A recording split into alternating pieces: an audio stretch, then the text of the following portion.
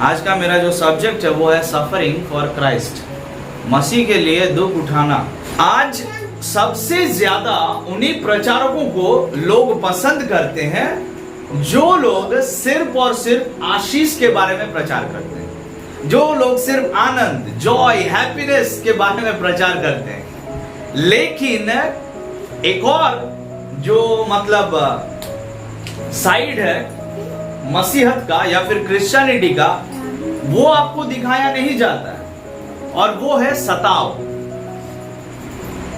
ये सच है कि जब आप प्रभु को ग्रहण करते हैं, मसीह यीशु को ग्रहण करते हैं, तो प्रभु हमें सारे दुख तकलीफों से आजादी देते हैं, छुटकारा देते हैं, वो हमारे जीवन में आनंद से भर देते हैं। लेकिन इसका मतलब ये नहीं है कि आप हर समय इस दुनिया में खुश रहेंगे, आनंदित रहेंगे, आपके जीवन में कोई प्रॉब्लम, दुख, तकलीफ आएंगे ही नहीं। Everything will be all right, this is wrong. ये सभी गलत प्रचार है। ऐसे प्रचारकों को बहुत लोग फॉलो करते हैं, बहुत लोग, और उनके मंडली में जो लोग जाते हैं वचन सीखने के लिए, ये लोग पूरी तरह से पैरालाइज्ड हो चुका है आत्मिक रूप से। क्यों बताइए? क्योंकि इन्हें सिखाया जा रहा है सिर्फ आनंद, खुशी, आशीर्वाद, ब्लेसिंग, यही सभी चीजें सिखाया जा रहा है, और ये लोग बस यही सीख सीख करके तैयार हो रहे हैं। लेकिन इन्हें यह नहीं सिखाया जा रहा है कि मसीह के लिए आपको सताव का या फिर दुख उठाना पड़ेगा। तो ये लोग पैरालाइज्ड हो जा रहे हैं, क्योंकि आने वाले दिनों में जब वचनों को जब हम लोग पढ़ेंगे, यीशु मसीह क्या कह रहे हैं कि मेरे नाम के कारण लोग तुमसे बैर रखेंगे, इस पूरे जगत के लोग हमसे घृणा करेंगे, सिर्फ और सिर्फ यीशु मसीह के साथ हमारा नाम जुड़ा हुआ है इस वजह से। तो जब ये परिस्थितियां धीरे धीरे और ज्यादा बढ़ने लगेंगे, ये और ज्यादा गंभीर होते जाएंगे, तब ये लोग इस परिस्थिति में सरवाइव नहीं कर पाएंगे, जी नहीं पाएंगे, क्योंकि इनके अगुओं ने, इनके कलीसिया के जो पास्टर है, उन्होंने उन्हें यही सिखाया है कि मसीह के साथ चलने से सिर्फ आनंद, खुशी, ब्लेसिंग, प्रॉस्पेरिटी, अबंडेंस ये मिलता है। इसलिए हम लोग आज क्रिश्चियनिटी के और एक साइड को देखेंगे, जो है मसीह के लिए दुख उठाना, और कुछ वचनों को हम लोग अभी सुनेंगे। सबसे पहले यूहन्ना रचित सुसमाचार 15 अध्याय 18 से 19। यदि संसार से बैर रखता है तो तुम जानते हो कि उसने तुमसे पहले मुझसे बैर रखा। यदि तुम संसार के होते तो संसार अपनों से प्रेम रखता। हाँ। परंतु इस कारण कि तुम संसार के नहीं, वरन मैंने तुम्हें संसार में से चुन लिया है। जब आप यीशु मसीह को ग्रहण करते हैं, तब क्या होता है? यीशु मसीह आपको संसार से पूरी तरह से अलग कर देता है। तो पहले मेरे बहुत दोस्त थे, बहुत ज्यादा दोस्त, लेकिन जब मैंने यीशु को ग्रहण किया तो मेरे जितने भी फ्रेंड सर्किल थे, मेरे जितने ज्यादा दोस्त थे, सब दोस्तों से मेरा दोस्ती कट ऑफ हो गया पूरी तरह से। क्यों? क्योंकि अब मेरा सोच विचार, मेरा लाइफस्टाइल, मेरा बातचीत करने का तरीका, मेरा उठने बैठने का, मेरा सोचने का तरीका उनके साथ मेल नहीं खा रहा है। और यीशु मसीह यही कह रहे हैं कि मैंने तुमको संसार से अलग किया है। अगर आप अलग किए गए व्यक्ति हो, अगर प्रभु यीशु को आपने ग्रहण किया है, तो आप ये मान लीजिए कि आपको पूरी तरह से इस भीड़ में से अलग कर दिया गया है। आप इस जगत से नहीं हो, तो इसी कारण क्या होगा? जगत आपसे बैर रखेगा, ये दुनिया आपसे घृणा करेगा, ये दुनिया आपसे नफरत करेगा। क्यों? क्योंकि सबसे पहले यीशु मसीह के साथ इस दुनिया के लोगों ने नफरत किया है। यूहन्ना रचित सुसमाचार 16 अध्याय का 2 पद। वे तुम्हें आराधनालयों में से निकाल देंगे, वरन वो समय आता है कि जो कोई तुम्हें मार डालेगा, वो समझेगा कि मैं परमेश्वर की सेवा करता हूँ। अगर आप प्रभु यीशु मसीह के पक्ष में बात करते हैं, तो ये दुनिया आपको टॉलरेट नहीं करेगा, ये दुनिया आपको सह नहीं पाएगा। यीशु मसीह जब सिनेगोग में जाकर के वो प्रचार करते थे, तो उनके प्रचार में इतना ज्यादा सामर्थ होता था, और वो इतना सच्चाई के साथ बात करते थे कि जो यहूदी लोग थे जो लोग वचन को जानने वाले लोग, वो लोग यीशु मसीह के बातों को सह नहीं पाते थे और बहुत बार उन्होंने यीशु को मारने का भी कोशिश किया, उन्होंने भगाने का भी कोशिश किया। और ये चीजें हमारे साथ भी होंगे और बाहर से भी लोग क्या करेंगे, चर्च के ऊपर हमला करेंगे। बहुत सारे जगह में ये सब चीजें हो रहा है। और यहाँ पे और कुछ लिखा हुआ है कि ऐसा समय आएगा जब लोग आपको मार डालेंगे और वो ऐसा लगेगा कि हम क्या कर रहे हैं, हम खुदा के लिए कर रहे हैं। क्रिश्चियंस को मारो, क्योंकि इससे हमारा खुदा प्रसन्न होता है, इससे हमारा परमेश्वर खुश होता है।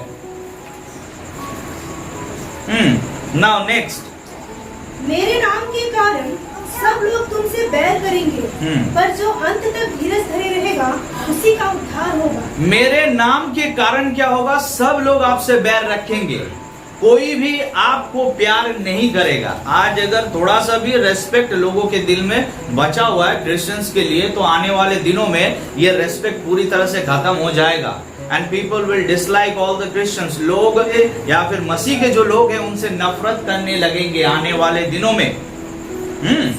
मेरे नाम के कारण पूरे दुनिया के लोग, पूरे संसार के लोग तुमसे बैर रखेंगे। जी हाँ, उसके बाद मत्ती रचित सुसमाचार 24 अध्याय 9 से 10। तब वे क्लेश देने के लिए तुम्हें पकड़वाएंगे और तुम्हें मार डालेंगे, और मेरे नाम के कारण सब जातियों के लोग तुमसे बैर रखेंगे। तब बहुत से ठोकर खाएंगे और एक दूसरे को पकड़वाएंगे और एक दूसरे से बैर रखेंगे। हाँ, लोग मेरे नाम के कारण आपसे नफरत करेंगे, आपको पकड़ लिया जाएगा, आपको बहुत दुख और तकलीफ का सामना करना पड़ेगा। लेकिन हमारे लिए एक आशा है कि जो कोई अंत तक धीरज धरेगा, परमेश्वर उसका उद्धार करेगा। आपका शुरुआत कितना अच्छा होता है ये मायने नहीं रखता है, आप कितना चर्च जाते ये मायने नहीं रखता, आप कितना बाइबल पढ़ते ये मायने नहीं रखता, आप कितना दान और दशमांश देते ये मायने नहीं रखता, लेकिन आपका संबंध आपके खुदाबंद यीशु के साथ कितना गहरा है ये बहुत मायने रखता है। Are you faithful to him till to death? क्या आप मृत्यु तक उसके प्रति विश्वस्त है? ये मायने रखता है आने वाले दिनों में। और बहुत से लोग ठोकर खाएंगे, बहुत से लोग डर के मारे भाग जाएंगे। यीशु मसीह अपने शिष्यों के साथ, अपने चेलों के साथ बात कर रहे थे कि थोड़ा ही समय बाकी है और तुम लोग क्या हो जाओगे, तुम तितर बितर हो जाओगे। और हम लोग देखते हैं जब रोमन सोल्जर्स यीशु मसीह को पकड़ने के लिए आते हैं, तो in the garden of Gethsemane बगीचा में जब यीशु मसीह प्रार्थना करने के लिए गए थे अपने शिष्यों के साथ, उस बगीचा से जितने भी यीशु के चेले थे सब भाग गए थे। एंड ही वाज अलोन, यीशु मसीह पूरा अकेला था। डर, बहुत ज्यादा डर का माहौल आएगा आने वाले दिनों में। क्या आपने साधु सुंदर सिंह के बारे में सुना है? He is a great man of God। और साधु सुंदर सिंह का जन्म होता है 1989 3 सितंबर। पंजाब के लुधियाना में एक सिख परिवार में साधु सुंदर सिंह का जन्म होता है और इनके फादर का नाम है शेर सिंह। तो सुंदर सिंह को बचपन में एक क्रिश्चियन स्कूल में भर्ती किया गया और सुंदर सिंह जो कि क्रिश्चियन से क्या करते थे, बहुत ज्यादा नफरत करते थे। He used to hate Christians, वो क्रिश्चियन से घृणा करते थे, नफरत करते थे। और एक बार उन्होंने क्या किया था, अपने स्कूल में बाइबल को फाड़ दिया था, जला दिया था उन्होंने एक बार। नाउ साधु सुंदर सिंह जैसे बड़ा होने लगा, इसके दिल में, इसके मन में कुछ सोच विचार चलने लगा और कुछ प्रश्नों के साथ ये घिर चुका था कि ये परमेश्वर को ढूंढ रहा था कि परमेश्वर कौन है। देखिए, जिसने बाइबल फाड़ दिया, जिस व्यक्ति ने बाइबल को आग लगा दिया, आज ये व्यक्ति क्या कर रहा है, ये अभी सोच रहा है। ये इतना डिस्टर्ब हो चुका है अपने मन में और ये क्या कर रहा है, प्रार्थना कर रहा है कि अगर कोई परमेश्वर, अगर कोई, इज देयर एनी गॉड, अगर कोई भी परमेश्वर इस दुनिया में है तो मुझे आकर जवाब दे।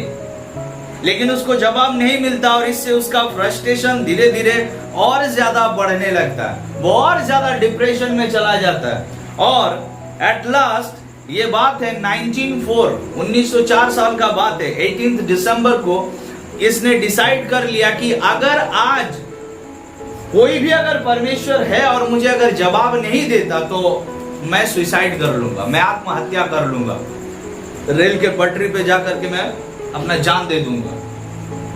He was praying in his room, वो अपने रूम में प्रार्थना कर रहा था और उसी समय उसको एक विजन, एक दर्शन दिखता है और उस दर्शन में यीशु मसीह उसके सामने आता है और उससे कहता है, Why are you persecuting me? तो क्यों मुझे सताता है? और वो समय था कि साधु सुंदर सिंह ने अपना जीवन, जो उसका खोज जो शुरू हुआ था सच्चे परमेश्वर को जानने का, जिस व्यक्ति ने बाइबल पढ़ा, जलाया, जो व्यक्ति क्रिश्चियन से नफरत करते थे, उस व्यक्ति ने बाइबल को थाम लिया। जो यीशु से नफरत करने वाला व्यक्ति था, उसने यीशु को अपना लिया और अब उसका पूरा परिवार उसके विरुद्ध में हो जाता है, क्योंकि अब वो सिख नहीं, अब वो एक क्रिश्चियन बन गया है। तो इसने डिसाइड किया कि मैं यीशु मसीह के साथ चलूंगा और एक मिशनरी होकर के मैं जीवन जीऊंगा।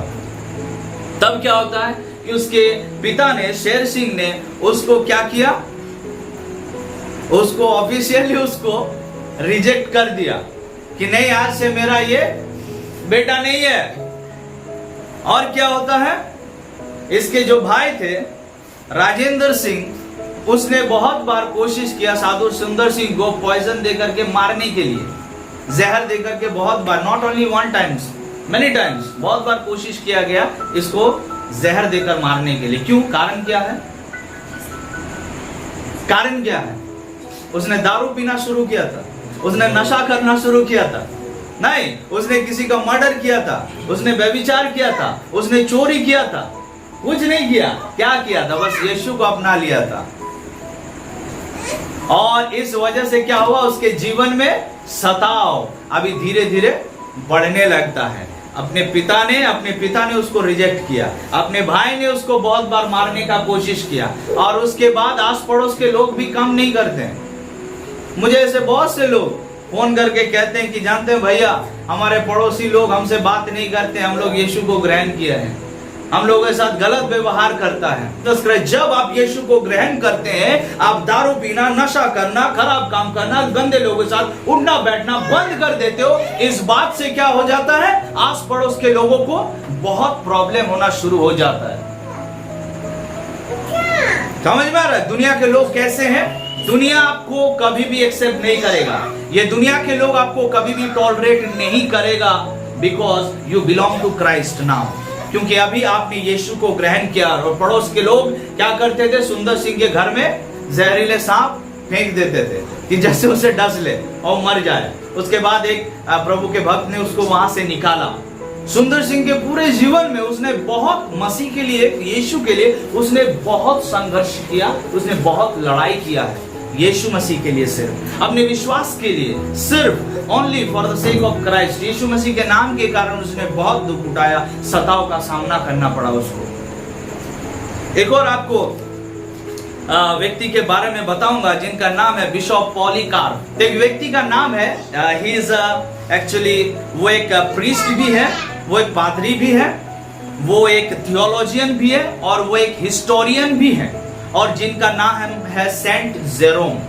तो सेंट जेरोम ने पॉलीकार्प के बारे में बताया, बिशप पॉलीकार्प के बारे में, कि bishop Polycarp he was the disciple of John. John का वो क्या था? बिशप पॉलीकार्प शिष्य था। तो बिशप पॉलीकार्प वो यूहन्ना के समय का व्यक्ति था और वो यूहन्ना का एक चेला था, और यूहन्ना ने उसको एज ए बिशप कहां पे उसको नियुक्त किया था, उसको ऑर्डेन किया था? इन द चर्च ऑफ स्मरना का, वर्तमान में इसे क्या कहा जाता है? ये कहां पे? टर्की। तो टर्की या फिर बांग्लाते हमरा तुर्की बोले था कि, तो इस जगह पे सेंट जेरोम बताते हैं कि बिशप पॉलीकार्प को जॉन द अपोस्टल ने यहां पे एज ए बिशप ऑर्डेन किया था। वो परमेश्वर का सेवा करते थे। तो बिशप पॉलीकार्प का ही जीवन का एक बहुत ही अद्भुत आप लोगों को घटना आज बताऊंगा। ये बिशप पॉलीकार्प एक बार अपने एक दोस्त के घर में छिपे हुए थे। वो छिप रहे थे क्योंकि कुछ लोग उसके जान के पीछे पड़ गए थे। तो वो अपने एक दोस्त के घर में बैठे हुए और प्रार्थना कर रहे थे, और उस समय क्या हुआ कि परमेश्वर ने उसका मृत्यु कैसे होगा परमेश्वर ने उसे दिखाया। वो देखता है कि एक तकिया जो कि आग से जल रहा है, उसके सिर के पीछे एक तकिया, एक पिलो जो कि आग से जल रहा है। तो उसको पता चल गया और उसने अपने दोस्तों से कहा कि मेरा मृत्यु कैसे होगा, मुझे आग से जला दिया जाएगा जिंदा। और कुछ दिनों के बाद ही कुछ लोग क्या करते हैं, बिशप पॉलीकार्प को ढूंढने आते हैं। तो ये जिस जगह पे थे, यहां से वो भाग करके अपने और एक दोस्त के घर में छुपते हैं। लेकिन जो लोग बिशप पॉलीकार्प को ढूंढने के लिए आए थे, जो सैनिक, उन्होंने क्या किया, उनके कुछ रिश्तेदारों को, उनके घर के कुछ लोगों को क्या किया, पकड़ लिया और उन्हें बहुत मारना, टॉर्चर करना शुरू किया, ताकि बिशप पॉलीकार्प का ठिकाना पता चले कि वो कहां पर है। अब उन्होंने मुंह खोल दिया ना। अब सैनिक लोग आते हैं बिशप पॉलीकार्प को पकड़ने के लिए, और वो जहां पर थे वहां पे उस घर में वो क्या कर रहे थे, ऊपर में अपर रूम में वो रेस्ट कर रहे थे। और इट वॉज फ्राइडे, ये शुक्रवार का दिन था, और शुक्रवार के दिन में वो क्या कर रहे थे, अपर रूम में रेस्ट कर रहे थे। और उस समय सैनिक लोग अंदर आ जाते हैं और बिशप यहां से भागते नहीं है, क्योंकि अब उसने पूरी तरह से अपने आप को परमेश्वर के हाथ में सरेंडर कर दिया था। उसको पता चल गया था कि अब मेरा समय आ चुका है मरने का। तो उसने क्या किया, अभी वो ऊपर से नीचे आते हैं और नीचे आकर के सैनिकों के साथ वो बात करते हैं। और उनके बाद क्या किया, उन्होंने सैनिकों को डिनर भी ऑफर किया। देखिए, जो लोग पकड़ने के लिए आया है उन लोगों को ये डिनर ऑफर कर रहे हैं, रात का खाना। तो इन लोगों ने रात का खाना खाया, और उसके बाद क्या होता है, बिशप ने उन सैनिकों से कहा कि मुझे 1 घंटा प्रार्थना करने के लिए क्या आप लोग दोगे।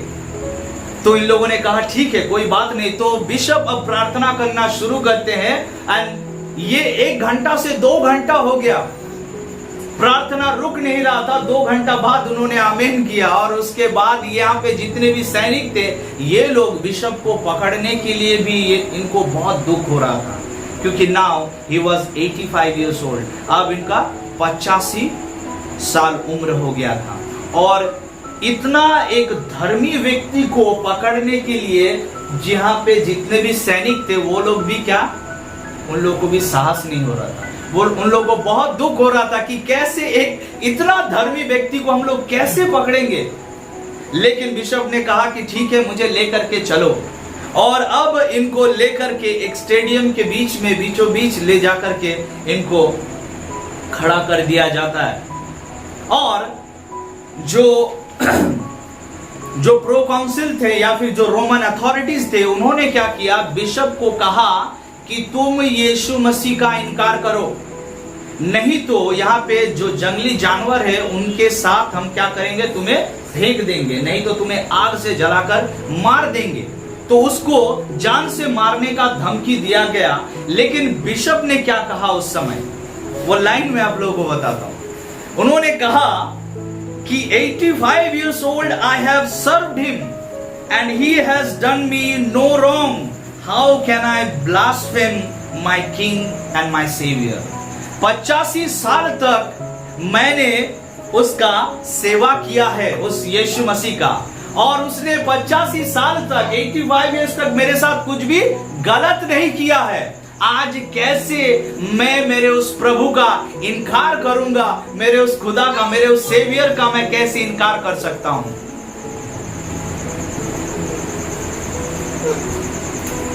इसके बाद क्या होता है, उसके हाथों को बांध दिया जाता है। और वहां पे जितने भी भीड़ थे, लोग क्या करते हैं, आकर के बिशप के लिए आसपास के दुकान से ये लोग लकड़ी लेकर के आते हैं और उसके चारों तरफ लकड़ी सजा देते हैं, और उसके हाथ पैरों को बांध दिया जाता है और लकड़ी सजा दिया जाता है और आग लगा देते हैं। अब क्या होता है, आग जल रहा है, लेकिन यहाँ पे एक बहुत बड़ा मिरेकल हो रहा है कि आग तो जल रहा है, लेकिन बिशप आग से मर नहीं रहा।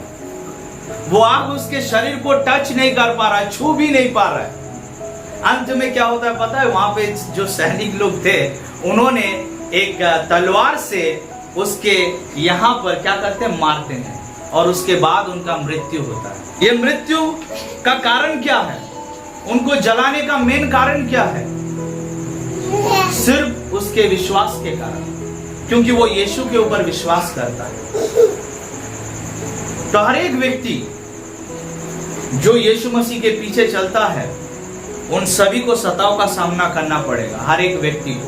10 ऐसे कंट्रीज के नाम, जिन कंट्रीज में सबसे ज्यादा क्रिश्चियंस को परसिक्यूशन का सामना करना पड़ता है, और वो ये है north Korea, Afghanistan, Somalia, Libya, Pakistan, China, Yemen, Iran, Nigeria और इंडिया। इस दुनिया में हर दिन अप्रोक्सीमेटली 13 चर्चेस तोड़ा जाता है। अप्रोक्सीमेटली हर दिन 12 विश्वासियों को या पास्टर्स को मारा जाता है, 12 विश्वासियों को जेल में डाला जाता है हर दिन। दूसरा तिमोथी 3 अध्याय 12 पद। पर जितने मसीह यीशु में भक्ति के साथ जीवन बिताना चाहते हैं, वे सब सताए जाएंगे। आने वाले दिनों में ऐसा होगा, हमें बहुत दुख और तकलीफ का सामना करना पड़ेगा। तो अभी सोच लीजिए आप लोग।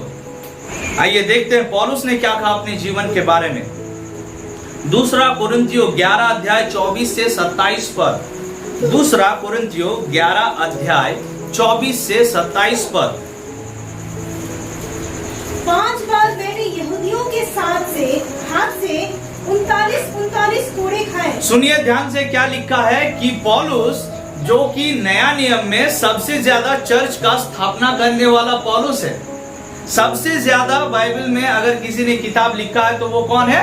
पौलुस है। और वो क्या कहता है कि मैंने 5 बार 39 बार करके मैंने क्या किया? 5 बार यहूदी से क्या खाया है? कोड़े खाए हैं। यीशु को जो मारा गया था वो पौलुस को मारा गया था। चलिए यहाँ पे खत्म नहीं होता, और क्या होता है? 3 बार मैंने बेतें खाई। 3 बार मैंने बेतें खाई। 3 बार। 1 बार मुझ पर पथराव किया गया। 1 बार मुझे पत्थर से मार डालने का कोशिश किया गया। 3 बार जहाज, हाँ, जिन पर मैं चढ़ा था, टूट गए। 3 बार मेरे जहाज ही टूट गए थे। मैं जिस जहाज से मैं जर्नी कर रहा था, 3 बार मैं मरते मरते बच गया। जिस जहाज में था वो जहाज टूट गए थे, लेकिन परमेश्वर ने बचाया। उसके बाद 1 रात दिन मैंने समुद्र में काटा। 1 रात और दिन मैंने पूरे समुद्र में ही काट दिया था। मैं बार बार यात्राओं में, नदियों के जोखिमों में, डाकुओं के जोखिमों में, अपने जाति वालों से जोखिमों में, हाँ, अन्य जातियों से जोखिमों में, नगरों के जोखिमों में, जंगल के जोखिमों में, समुद्र के जोखिमों में, हाँ, झूठे भाइयों के बीच जोखिमों में रहा। अच्छा, इसके जीवन में इतना जोखिम, अपना लोग, डाकुओं से, समुद्र से, मतलब इतना जोखिम भरा उसका जीवन है। सताव का मतलब सिर्फ मैं मारना काटने का बात नहीं कर रहा हूं, लेकिन आप मसीह के लिए जितना भी दुख उठाते हैं, आप जो कुछ सहन करते हैं, वो सब सताव है। सब कुछ। बिना सताव के आप एक अच्छा मसीह नहीं बन सकते। परिश्रम और कष्ट में, बार बार जागते रहने में, भूख प्यास में, बार बार उपवास करने में, जाड़े में, उघाड़े रहने में और अन्य बातों को छोड़कर, जिनका वर्णन मैं नहीं करता। लिखा है कि बार बार जाड़े में, ऐसा बहुत बार आया कि पौलुस के पास ठंड में कपड़ा नहीं था।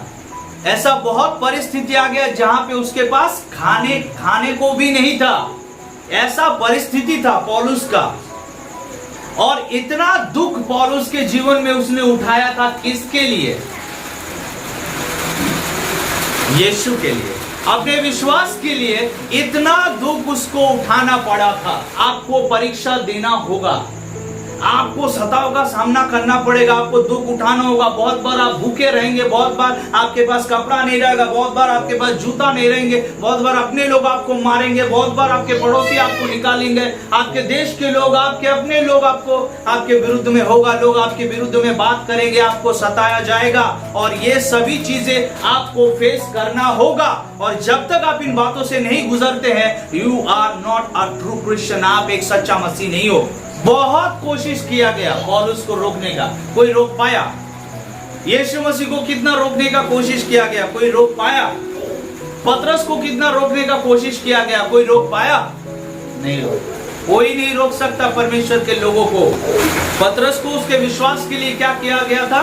उसको क्रॉस में उल्टा लटका दिया गया और किंग नीरो ने उसको क्या किया? क्रॉस में उल्टा लटका दिया गया। तो ऐसे परिस्थिति में हमें करना क्या होगा? राहुल जी, आप तो सिर्फ प्रॉब्लम के बारे में बात कर रहे हैं, कुछ समाधान के बारे में भी बोलिए। हमें बहुत डर लग रहा है। पहला पत्रस 3 अध्याय का 17 पद और 4 अध्याय का 19 लिखा है कि क्योंकि अगर परमेश्वर का ये इच्छा हो कि हम भलाई करने के कारण क्या उठाएं, हम दुख उठाएं, ये परमेश्वर का इच्छा है। शायद आपको लग रहा है कि आज जो लोग ये सब कर रहे हैं, they are more powerful than Jesus Christ. क्या आप लोगों को ऐसा लगता है कि जो लोग ऐसा कर रहे हैं वो लोग बहुत ज्यादा ताकतवर है, उनके हाथों में सब कुछ है, इसी वजह से वो लोग बहुत पावरफुल है प्रभु यीशु मसीह से? नहीं, ये परमेश्वर का इच्छा है, इसी वजह से ये हो रहा है। नहीं तो कोई भी व्यक्ति का ताकत भी नहीं है। व्यक्तियों का इस दुनिया में कोई भी व्यक्ति नहीं है जो यीशु मसीह के लोगों को छू करके दिखाए, क्योंकि ये परमेश्वर का इच्छा है, इसी वजह से ये सब हो रहा है। 4 अध्याय 19 पर, इसलिए जो परमेश्वर की इच्छा के अनुसार दुख उठाते हैं, इसीलिए जो परमेश्वर के अनुसार क्या करते हैं, परमेश्वर के अनुसार क्या करते हैं, दुख उठाते हैं। ये परमेश्वर का इच्छा है। सबसे पहले इसे जान लीजिए कि परमेश्वर चाहते हैं कि हम उसके लिए क्या करें, दुख उठाएं। परमेश्वर अगर नहीं चाहे तो यहाँ पे कोई भी नहीं है कि हमें छू करके दिखाए, आपको कोई टच भी नहीं कर सकता। मैं आपको जस्ट एक बाइबल से एग्जांपल देता हूँ।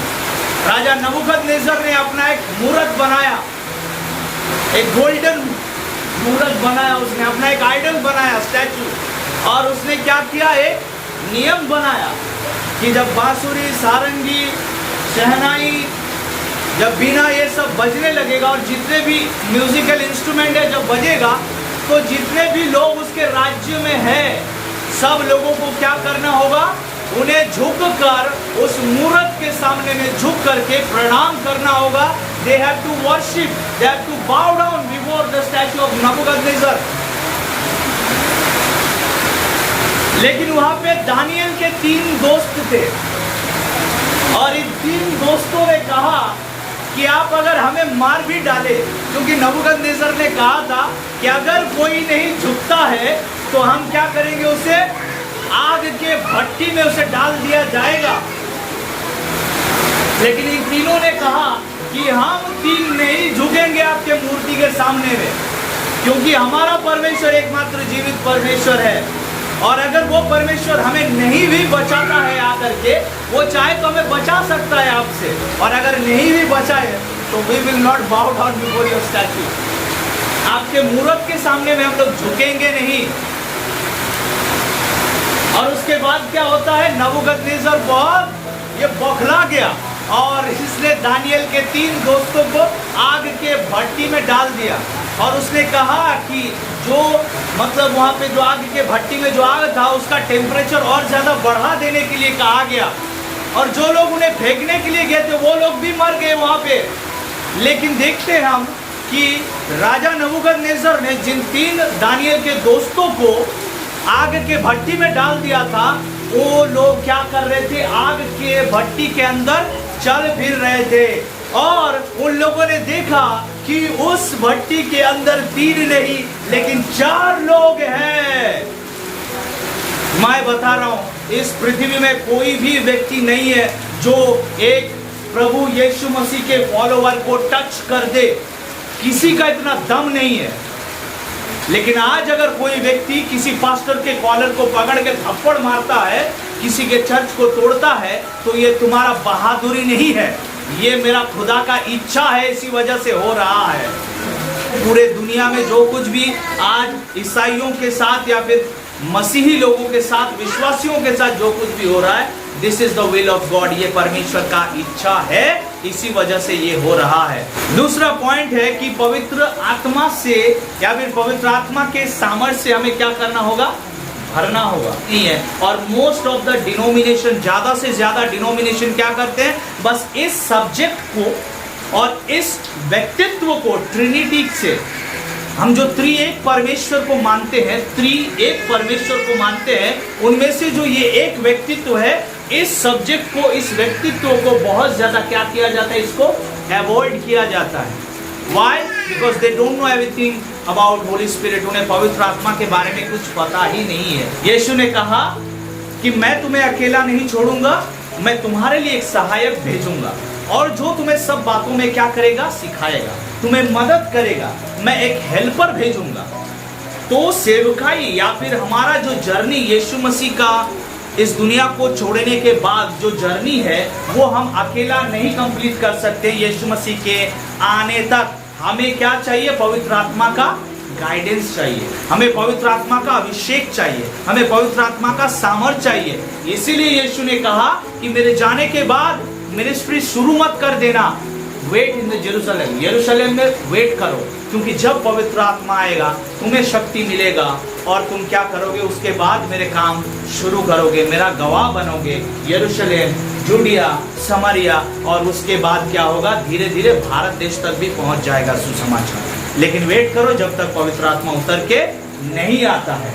मेरे प्रियो, पवित्र आत्मा का सामर्थ्य, उसका अभिषेक से हमें भरना है, क्योंकि अगर आपके जीवन में आप सिर्फ अपने द्वारा चल रहे हैं, आप अपने बुद्धि और ज्ञान से चल रहे हैं, तो निश्चित रूप से आप हारेंगे, आप ठोकर खाएंगे, आप एक दिन यीशु मसीह को छोड़ करके भागेंगे। लेकिन आप अगर यीशु मसीह, अगर आपके जीवन में पवित्र आत्मा है, अगर पवित्र आत्मा आपके जीवन को चला रहा है, तो निश्चित रूप से आप अंत तक धीरज धर पाओगे और आपका उद्धार होगा। क्या आप जानते हैं, एक्ट्स प्रेरित के 7 अध्याय में एक घटना है जहां पे स्टीफन को पत्थर से क्या किया जाता है, उसको मार डालते हैं लोग। क्यों? उसके विश्वास के कारण, उसके प्रचार करने के टेक्निक के कारण। जब स्टीफन ने प्रचार किया तो उसके प्रचार से क्या होगा, वहां पे लोग बौखला उठे थे। वो लोग क्या कर रहे थे, गुस्सा से भर गए वो लोग, और उन्होंने पत्थर उठा लिया स्टीफन को मारने के लिए। लेकिन वचन कहता है कि स्टीफन जो कि पवित्र आत्मा से भर गया था। देखिए 55 में क्या लिखा है, 7 अध्याय के 55, प्रेरित, परंतु उसने पवित्र आत्मा से परिपूर्ण होकर स्वर्ग की ओर देखा। लिखा है कि स्टीफन क्या हो गया, पवित्र आत्मा से परिपूर्ण हो गया था। उस समय जब पत्थर से कोई मार रहा है आपको, जब आप मरने पर है, तब वो क्या कर रहा है, जब सताओ, जब मृत्यु सामने है, तो वो पवित्र आत्मा से वो क्या किया, वो भर गया पूरी तरह से। पवित्र आत्मा का जरूरत हम में से हर किसी को है। पवित्र आत्मा आपको, आपके जर्नी को यीशु मसीह के साथ, आपका जो जर्नी है, आपका जो यात्रा है, उसे क्या करेगा, सफल करेगा। तो सबसे पहले हमने क्या सीखा, परमेश्वर का इच्छा है कि हम सताव का सामना करें, इसी वजह से हम सताव सहते हैं। दूसरा क्या हमने सीखा, कि हमें पवित्र आत्मा से भरना है। तीसरा, मैथ्यू चैप्टर 5 वर्स 12, 11 और 12। धन्य हो तुम जब मनुष्य मेरे कारण तुम्हारी निंदा करे और सताए और झूठ बोल कर तुम्हारे विरोध में सब प्रकार की बुरी बातें कहे, तब आनंदित और मगन होना, क्योंकि तुम्हारे लिए स्वर्ग में बड़ा फल है। तीसरा जो आपको करना है वो क्या है, आपको आनंदित होना है। Rejoice and be glad. अब ये तो कोई पागल ही व्यक्ति होगा, जब किसी को मारा जाए तो वो हंसेगा, वो आनंद मनाएगा। अभी अगर आपको मैं बहुत जोर जोर से मारूं डंडे से, तो क्या आप हंसोगे? नहीं होता ऐसा, है ना। अगर मैं आपको रस्सी से या फिर आपके मोटे मोटे चेन से अगर मैं आपके हाथ पैरों को बांध दूं, तो क्या आप हंसोगे? नहीं, आपको बहुत दुख होगा, आपको तकलीफ होगा, दर्द होगा। लेकिन परमेश्वर का वचन क्या कहता है कि रिजॉइस एंड बी ग्लैड। जब लोग तुम्हें सताते हैं, लोग तुम्हारे बारे में बुरा भला कहते हैं, जब लोग तुम्हारे ऊपर झूठा एलिगेशंस लगाते हैं, झूठा आरोप लगाते हैं, आप क्या करो? आनंद मनाओ। आपको खुश होना है, आपको आनंद मनाना है इस समय। अब आप कैसे खुश होंगे और आनंद मनाओगे? क्योंकि ह्यूमन नेचर क्या है, जब हमें लगता है तो क्या होता है? हम दुखी होते हैं। जब हमें चोट लगता है तो हम दुख हुई होते हैं। ये हमारा ह्यूमन नेचर है, ये शरीर का स्वभाव है। लेकिन आत्मा का स्वभाव क्या होता है? अलग होता है। इसी वजह से मैंने सबसे पहले कहा आपसे कि पवित्र आत्मा से आपको क्या करना है? हमें और आपको भरना है। क्योंकि जब आप पवित्र आत्मा से भरते हैं तो पवित्र आत्मा ही आपको क्या करेगा? पौल और सिलास के तरह जब आप जेल में बंधे होते हो, आपका हाथ पैर, तब भी क्या होगा? आप उतने दुख में, दर्द में, कष्ट में, पेन में भी क्या करोगे? आप नाचोगे, आप गाओगे। उस समय करो, आनंद मनाओ, क्योंकि तुम्हें मसीह यीशु के लिए क्या कर रहा है? सताव का सामना करना पड़ रहा है। ये तुम्हारे लिए और मेरे लोगों के लिए बहुत खुशी का बात है, आनंद का बात है। तीसरा, हमें क्या करना है? आनंद मनाना है, हमें खुश होना है। Rejoice and be glad. चौथा, रोमियो की पत्री 12 अध्याय 14 पद। अपने सताने वालों को आशीष दो, श्राप ना दो। अपने सताने वाले को क्या करो? आशीष दो। उसको क्या करना? श्राप नहीं देना है। एंड दैट इज वाई, इसी वजह से मैं बहुत ज्यादा अहंकार करता हूं कि मैं एक मसीह हूं। क्या आप जानते हैं जब ग्राहम स्टेन को उसके 2 बेटों के साथ क्या कर दिया? जला दिया गया जिंदा, तो ग्राहम स्टेन की पत्नी ने क्या कहा दारा सिंह के बारे में? कि मैंने उसको क्या कर दिया? क्षमा कर दिया। This is the nature of a true Christian. ये एक सच्चा मसीह का चरित्र है कि वो क्या करता है? उसके सताने वाले को क्षमा करता है। अपने सताने वाले को वो कर्ज नहीं देता, श्राप नहीं देता, उसे आशीष देता है। अपने सताने वाले को आप कर्ज ना दे, उसको आशीषित करे, उसको आशीष दीजिए। अगर आप उसके बारे में बुरा कहेंगे तो उसका जीवन परिवर्तन नहीं होगा। अगर आप उसके बारे में कहें कि प्रभु जो मुझे सता रहा है, आज आप कहिए कि जो चर्च तोड़ने आ रहे, आप कहिए आज जो पास्टर्स को मार रहे हैं, कहिए कि ये लोग एक दिन यीशु मसीह को ग्रहण करेगा और प्रभु इन्हें घुटनों पर लाएगा। बाइबल कहता है कि हर एक घुटना झुकेगा, हर एक मुंह अंगीकार करेगा। यीशु खुद उनके घुटनों को टिकाएगा और उनके मुंह से बुलवाएगा कि मैं ही खुदा हूं। वो समय दूर नहीं है, अभी बस उसका इच्छा है। इसी वजह से ये सब हो रहा है। बोलो आप उन लोगों के बारे में जो लोग आपको मारते हैं, जो लोग सताते हैं, उनके बारे में बोलिए। बाइबल कहता है जीवन और मृत्यु कहां पे है? जीव में है।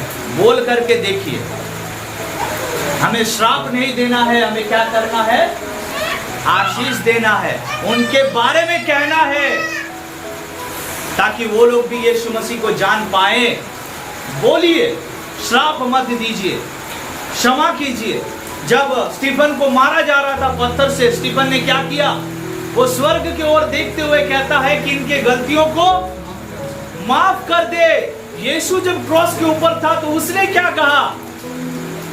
इन्हें माफ कर दे, इन्हें क्षमा कर दे। क्षमा कीजिए अपने विरोधियों को और उन्हें आशीषित करें। हम लोग ऐसे लोग नहीं है। हम अपने पड़ोसियों से प्रेम करते हैं, हम अपने देश से प्रेम करते हैं, अपने आसपास के लोगों से प्रेम करते हैं। हमारे आसपास के लोग हमसे जितने भी नफरत करें हमारे विश्वास के कारण, लेकिन फिर भी हम उससे क्या करते हैं? प्रेम करते हैं। और हम उनके लिए प्रार्थना करते हैं कि प्रभु जैसे ये लोग भी आपको जान पाए कि आप ही जिंदा खुदा है। This is the nature of a true believer. ये एक सच्चे मसीह व्यक्ति का ये स्वभाव है, ये हमारा स्वभाव है। हमने सबसे पहले सीखा कि प्रभु यीशु के लिए हमें दुख उठाना पड़ेगा। दूसरा, हमने सीखा कि हमें क्या करना है इन परिस्थिति में। अभी तीसरा, परमेश्वर क्या वादा करते हैं हमारे लिए। परमेश्वर का क्या वादा है, हम लोग क्या ये नहीं देखेंगे? प्रभु क्या वादा करते हैं उनके लोगों के लिए।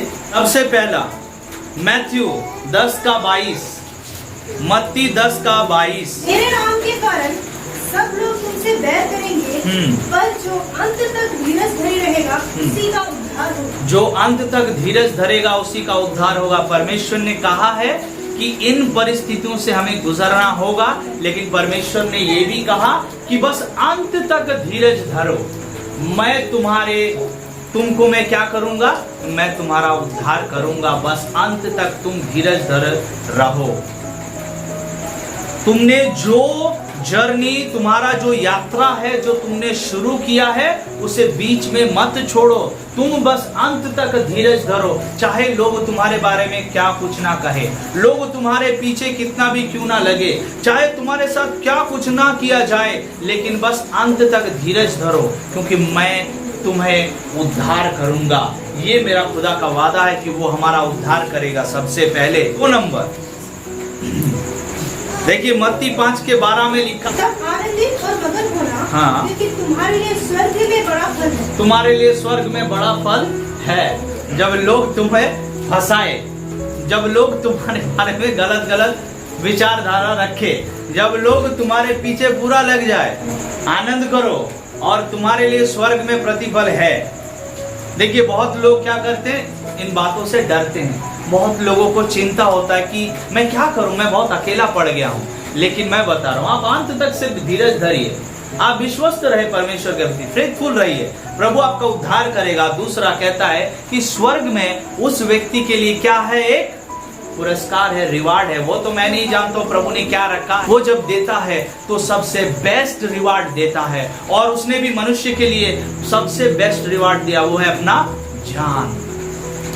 और जब वहां पे आप जाएंगे तब आपको देखने को मिलेगा कि उसने क्या रखा है आपके लिए, उन बच्चों के लिए जिसने यीशु के लिए दुख उठाया है। भजन संहिता 23 अध्याय हम सबको बहुत पसंद है। इस अध्याय लेखा रही 4 पदे, যখন আমি মৃত্যুর ছায়ার উপত্যকা দিয়া গমন করিব, তখন আমি অমঙ্গলের ভয় করিব না, কেননা তুমি আমার সঙ্গে সঙ্গে আছো। जब शौल दाऊद के पीछे पड़ा था, और जब शौल दाऊद को जान से मारने के लिए उसके पीछे पड़ा था, और दाऊद यहां से वहां भाग रहा था, दाऊद चाहता तो शौल को वो मार भी सकता था, ऐसा उसको बहुत बार मौका मिला था।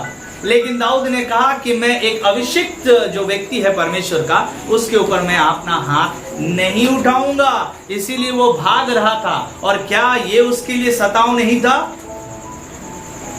गोलियात वीर को मारने वाला व्यक्ति आज एक मामूली व्यक्ति से भाग रहा है। 4 पद, चाहे मैं घोर अंधकार से भरी हुई तराई में होकर चलूं, तो भी हानि से न डरूंगा, हाँ, क्योंकि तू मेरे साथ रहता है। लिखा है कि चाहे मैं घोर अंधकार तराई में से कर गुजरूं, फिर भी मैं ना डरूंगा, हानि से नहीं डरूंगा, क्योंकि तू मेरे साथ है। ये परमेश्वर का वादा है, ये मेरे द्वारा लिखा गया नहीं है, ये दाऊद ने लिखा है। जिस समय वो क्या कर रहा था, वो एक्सपीरियंस कर रहा था कि प्रभु परमेश्वर याहवे यीशुआ कैसे उसको क्या कर रहा था, रक्षा कर रहा था दाऊद का।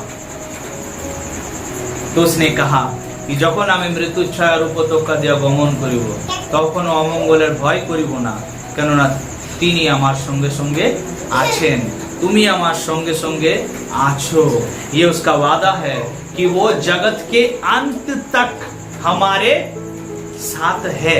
यीशु ने खुद प्रॉमिस किया कि नहीं, कि और देख मैं जगत के अंत तक मैं तुम्हारे साथ हूं। आइए चौथा हम लोग देख लेते हैं रचित सुसमाचार 16 अध्याय 32 से 33। देखो वह घड़ी आती है, वरन आ पहुंची है कि तुम सब तितर बितर होकर अपना अपना मार्ग लोगे और मुझे अकेला छोड़ दोगे, तो भी मैं अकेला नहीं, क्योंकि पिता मेरे साथ है। मैंने ये बातें तुमसे इसलिए कही है कि तुम्हें मुझ में शांति मिले। संसार में तुम्हें क्लेश होता है, परंतु ढाढ़स बांधो, मैंने संसार को जीत लिया है। ये परमेश्वर का वादा है। लोग क्या करेंगे, तुम्हें दौड़ाएंगे, लोग मारने के लिए दौड़ाएंगे तुम्हें डर लगेगा, भाग जाओगे बहुत बार प्रचार करते करते, लेकिन क्या होगा, मत डरो, ढाढ़स बांधो, क्योंकि मैंने इस दुनिया को जीत लिया है।